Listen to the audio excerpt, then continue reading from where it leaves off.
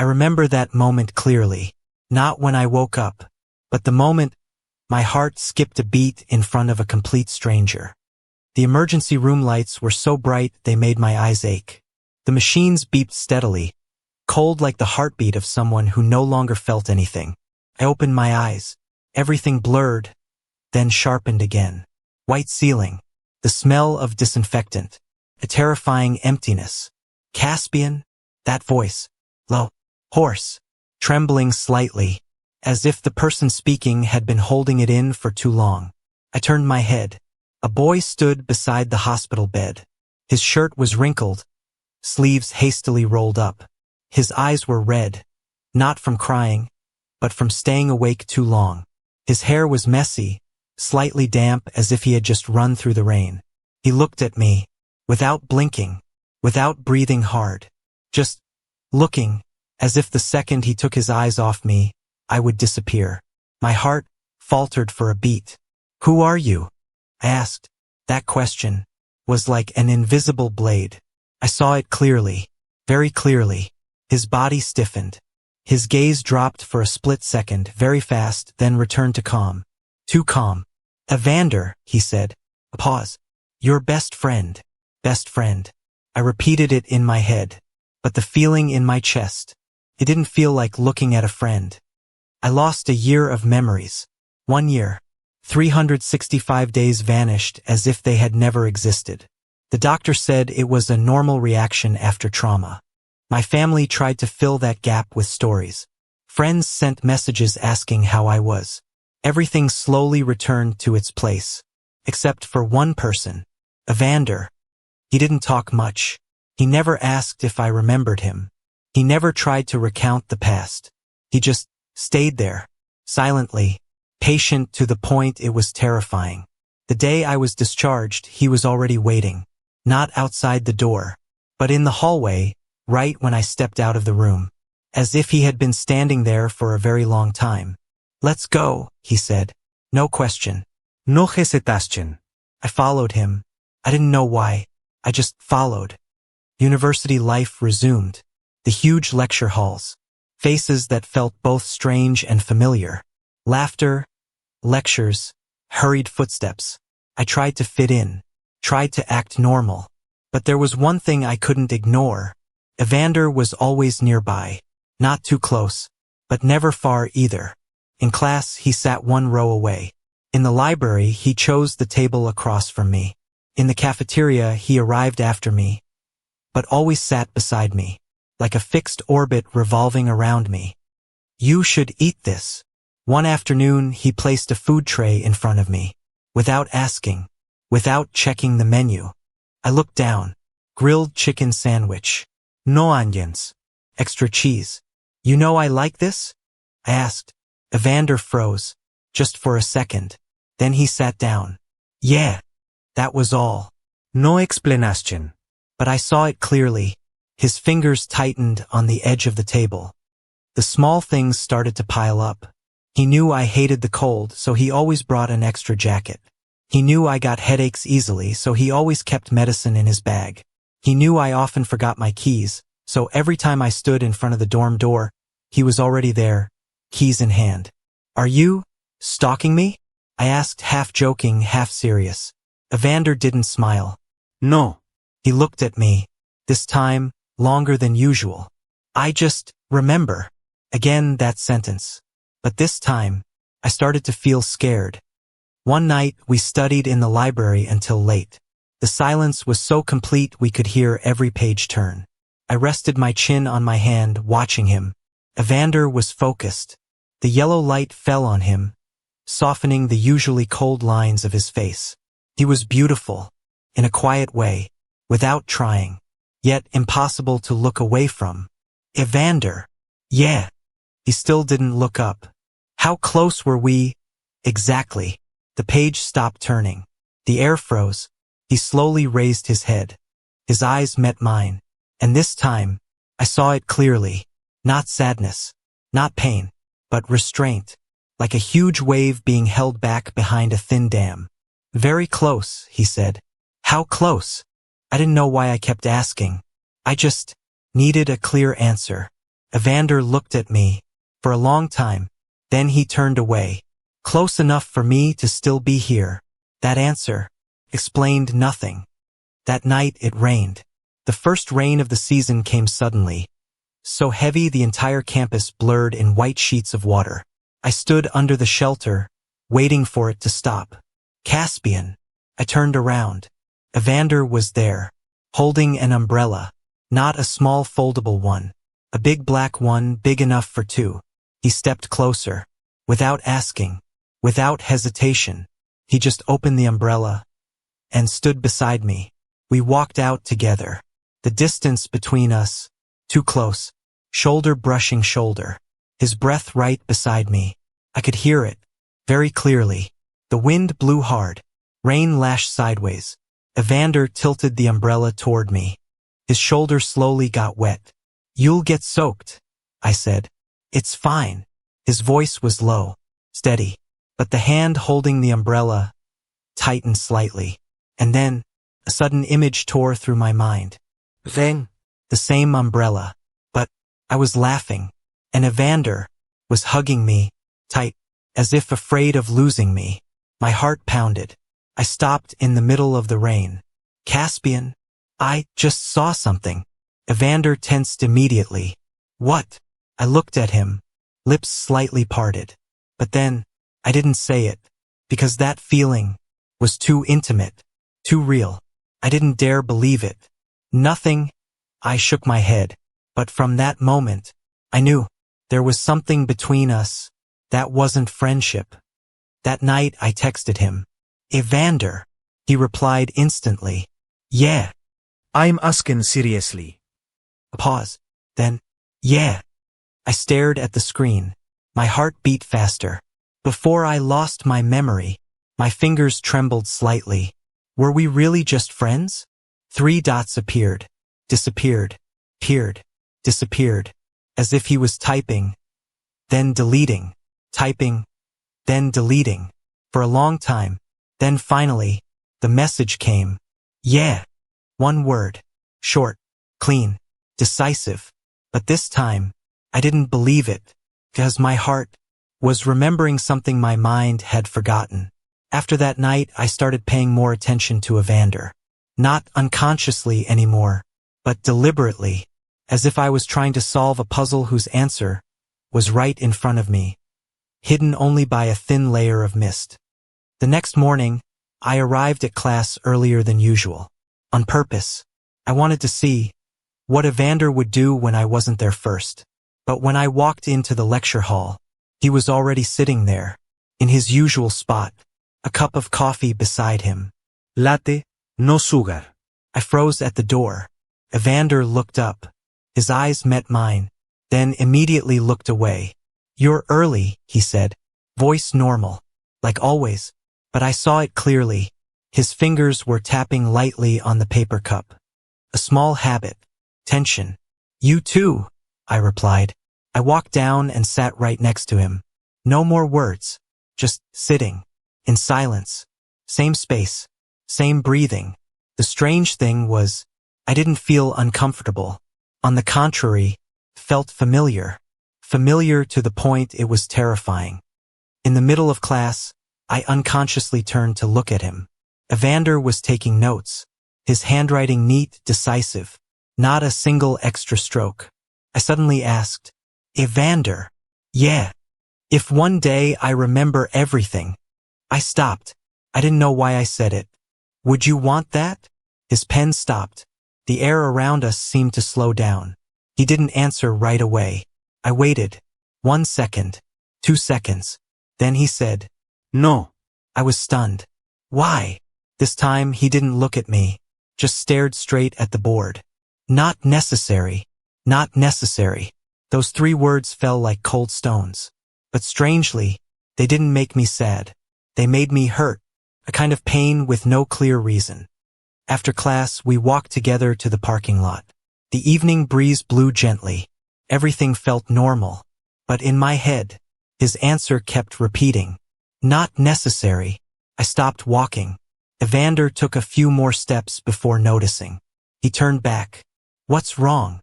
I looked at him. No evidence. If I remember, is there something really bad?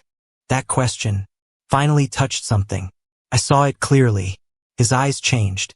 No longer calm. No longer in control.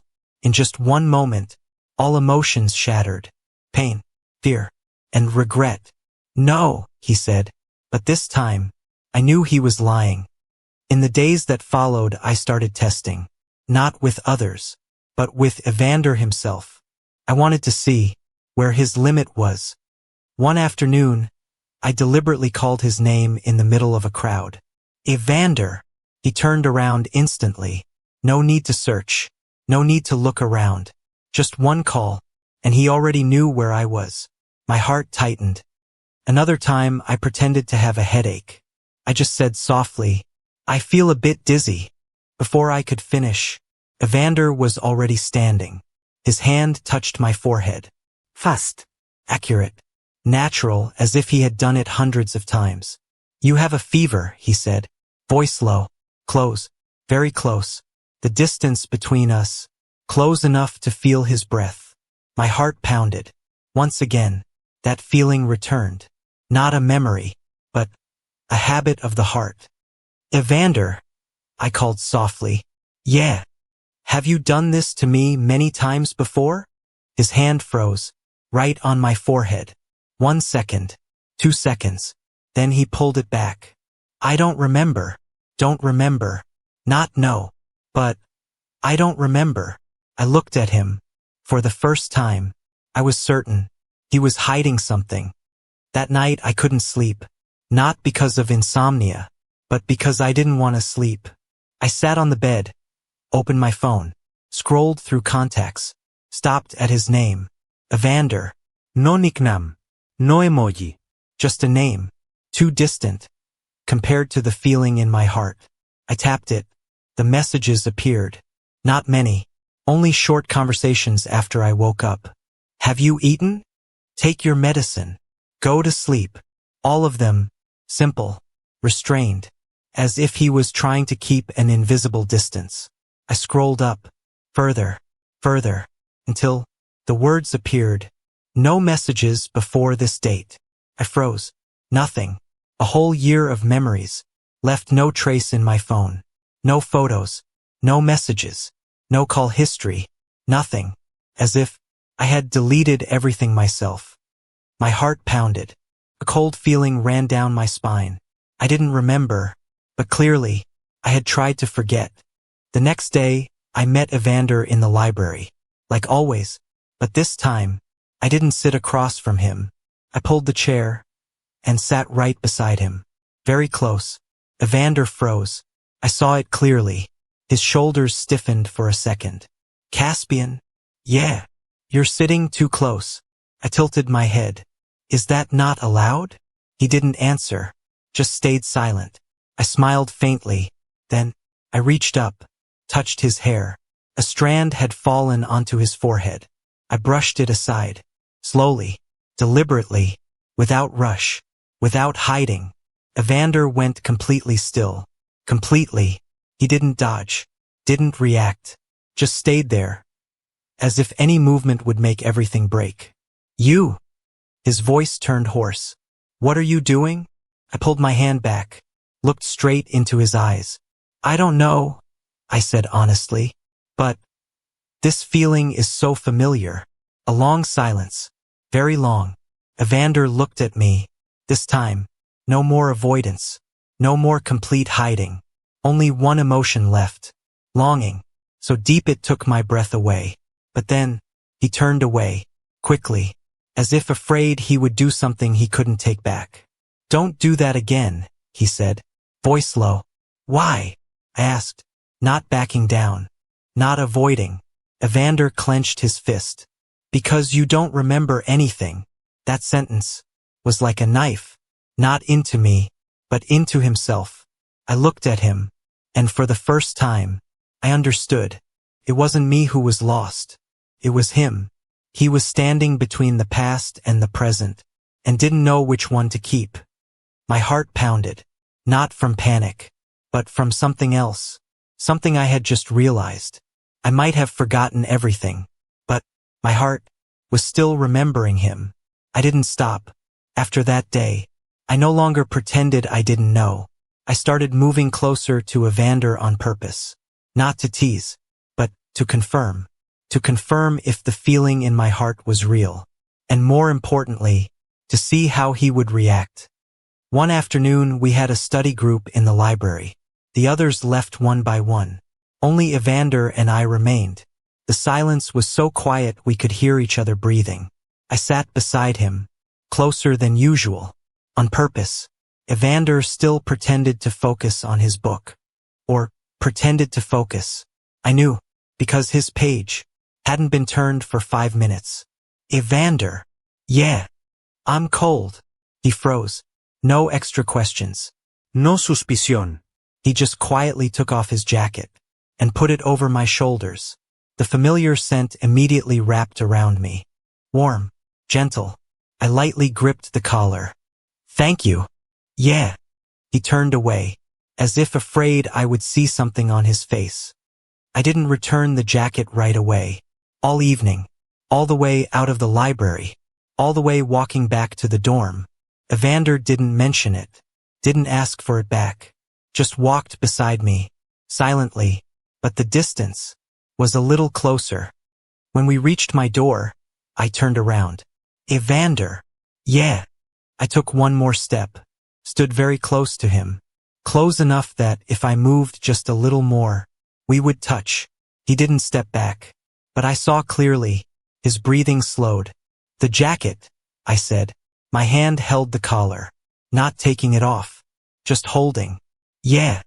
He didn't reach out to take it. I looked at him, straight.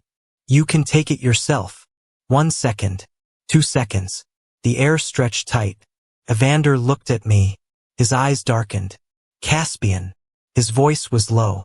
Warning. But not strong enough to stop me. I tilted my head. What? He closed his eyes for a second, then opened them. Don't do this. Do what? I asked. But in my heart, I knew I was crossing the line, and he was trying to hold it. Evander clenched his fist. Don't make me think the wrong thing. That sentence made my heart tighten. Wrong thing? I asked softly. He didn't answer, just quietly reached up, touched the collar of the jacket. His fingers brushed my neck, just a little, but enough to make my whole body tremble. Then he pulled gently, took the jacket back, very fast, as if touching even one more second would make something happen. Go to sleep early, he said, then turned and left, without looking back. I stood there, alone, but the feeling on my skin still lingered, clearly, like a memory that had never disappeared. That night I dreamed, for the first time since I woke up, a dream that wasn't complete, but enough to make me unable to breathe. Then, heavy rain pouring down.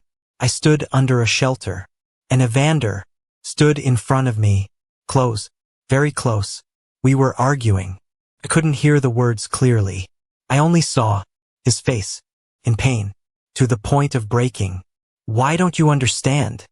My voice rang out, unfamiliar, but also very familiar. Evander said nothing, just looked at me, as if waiting for me to change my mind. But I didn't. I don't want to live like this anymore. That sentence fell heavy, decisive, and then I turned and left, leaving him in the rain, alone. I jolted awake, sweat soaked through, heart pounding wildly. That sentence still echoed in my head. I don't want to live like this anymore. I clutched my head, breathing hard. No. Couldn't be me. The next morning I went looking for Evander, not waiting for him to come, not pretending it was a coincidence. I took the initiative. He was on the soccer field, alone. I walked over. Evander. He turned around, surprised. It was rare for me to find him first. What's wrong?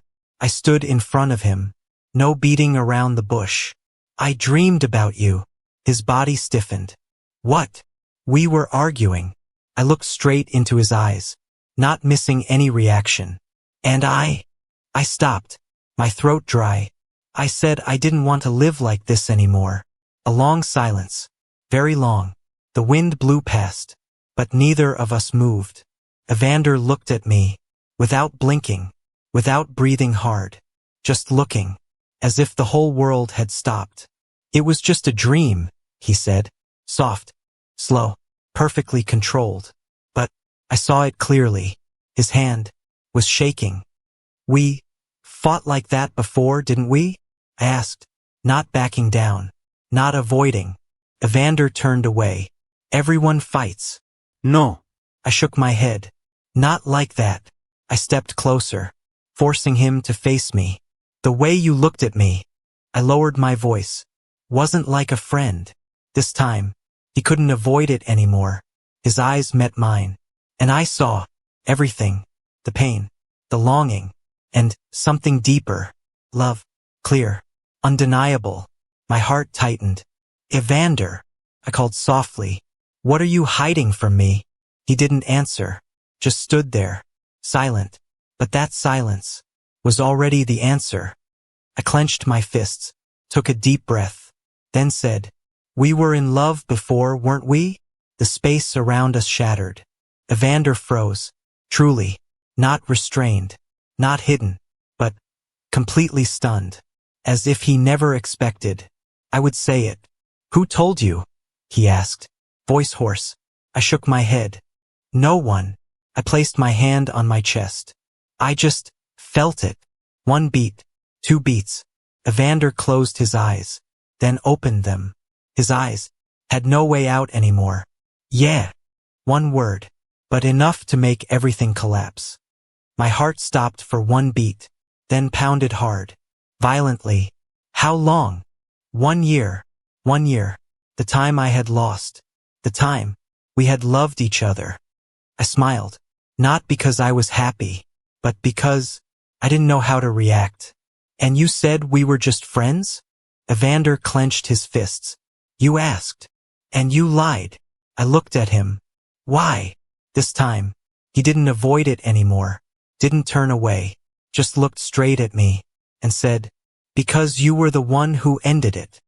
The air froze. All sound disappeared. Only that sentence, repeated in my head. You were the one who ended it. I took a step back. What? My voice grew small, no longer certain.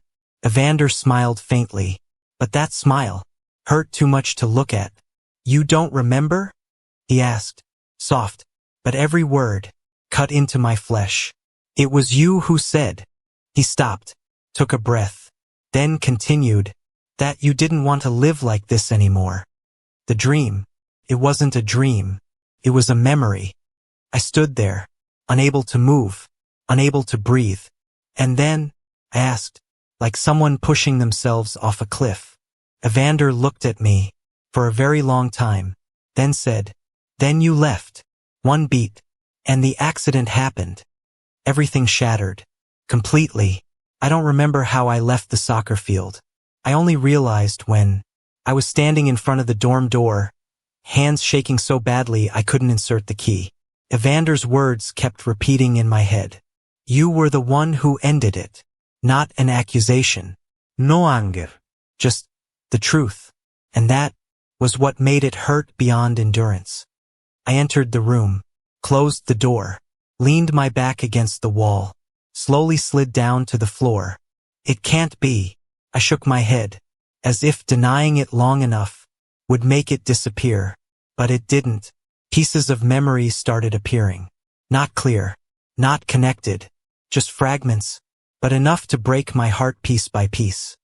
A dark room, weak yellow light. Evander stood in front of me, his eyes red. Caspian, don't do this. His voice, I remembered, very clearly, and I turned away, not looking at him. Let's stop. My voice was cold, so cold that even I now didn't recognize it. I don't want to live like this anymore. I clutched my head, breathing hard. Stop. But the memories didn't stop. The door slammed shut. Hurried footsteps. Then, heavy rain. I ran, without turning back, without stopping, without hearing. Evander calling behind me. Then, Headlights, screeching brakes, a crash, and darkness. I sat up abruptly, gasping. Cold sweat ran down my spine. No. I gripped my hair tightly. It can't be. But deep in my heart, I knew it was the truth. I had abandoned him, in the rain, after saying the cruelest words. And then, I lost my memory, like running away. My phone vibrated. I startled. The screen lit up. His name appeared. Evander. I stared at it. Didn't answer. Didn't decline. Just stared. The ringing stopped. A message came. Are you okay? 2 minutes later. Another message. Caspian, answer me. I gripped the phone tightly, fingers trembling. I wanted to reply, wanted to say something, but I didn't know what to say. Sorry? Not enough. Explain? There was nothing. Silence? Cruel. In the end, I put the phone down. No reply. That night, I didn't sleep, couldn't sleep. Every time I closed my eyes, I saw Evander's face in the memory. That gaze, left behind, alone, in the rain. The next morning, I didn't go to class, turned off my phone, pulled the curtains shut, sat in the darkness, as if by not seeing the world, I wouldn't have to face it. I don't know how long I sat there. I only knew when there was a knock on the door. It was already dark. Caspian. His voice. I froze. No answer. Caspian, I know you're in there. The knocking became softer. Not urgent. Not angry. Just patient. Like always. I closed my eyes. Go away. My voice was hoarse. Small. But loud enough for him to hear. Silence outside for a moment. Then, No. one word. Decisive. I bit my lip. This isn't like before, Evander. I said, voice shaking.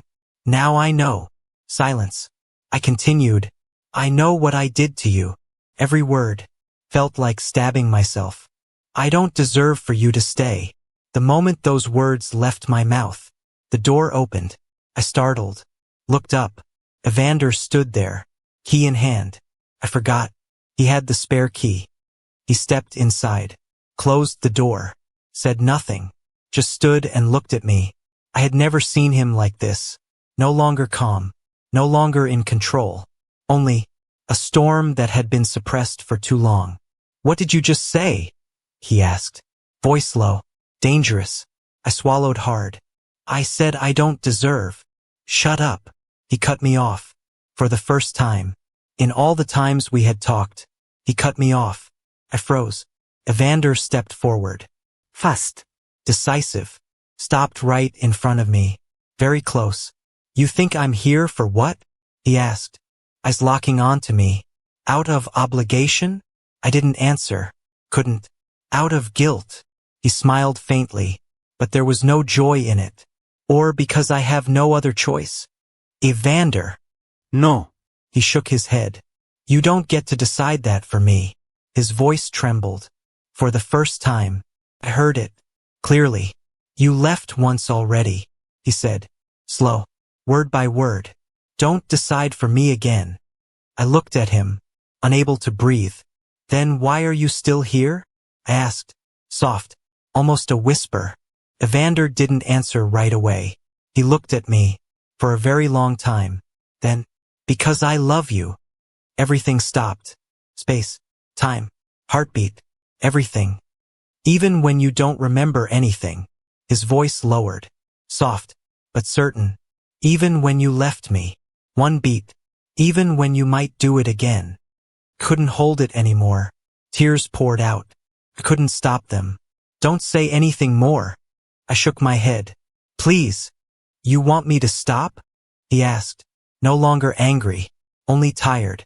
I didn't answer, because I knew, if he stopped, I would lose him, again. I gripped his shirt tightly, like a reflex, no thinking, no control, just not wanting him to leave. Evander froze, his gaze dropped, looked at my hand, then looked at me. Caspian. His voice softened. What are you doing?